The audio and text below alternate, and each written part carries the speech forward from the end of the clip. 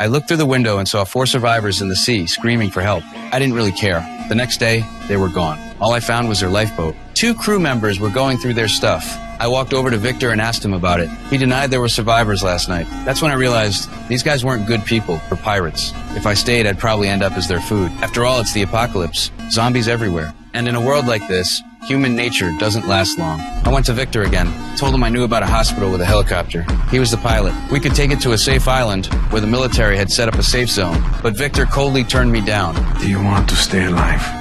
Keep your head down. Stop asking questions. So I decided to leave on my own. That night, while the crew was asleep, I snuck out of my room. I was going to steal a speedboat, but then I found 2 people tied up. They were the ones screaming for help last night. I untied them, but the bald guy kept talking. He said he needed to find his wife.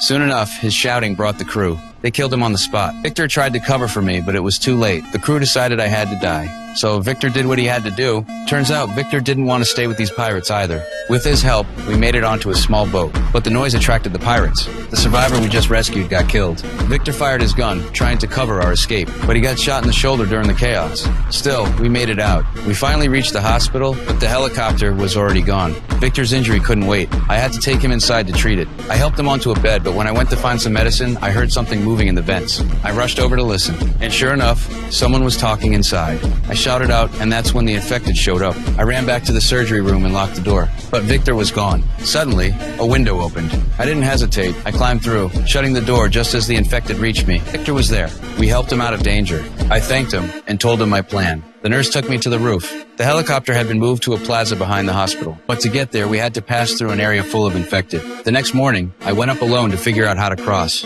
Then, I heard gunshots from below. I ran back, told everyone. To avoid direct confrontation, we decided to get to the helicopter fast. Victor was feeling better after a night's rest. The doctor and nurse led us to the back door, but when it opened, one infected barged in. The doctor didn't react in time and got tackled. We saved him, but it was too late. The doctor told us not to come near her and insisted we take the kids and leave safely. We were heartbroken, but we had to leave her behind. Finally, we reached the last door to the backyard, but the hardest part was ahead. Just 50 feet away, there were hundreds of infected. I saw a cage nearby and came up with a plan. We formed a protective circle with the cages, keep us safe, and let us slowly move toward the helicopter. It didn't go as planned. The infected saw us and rushed at us.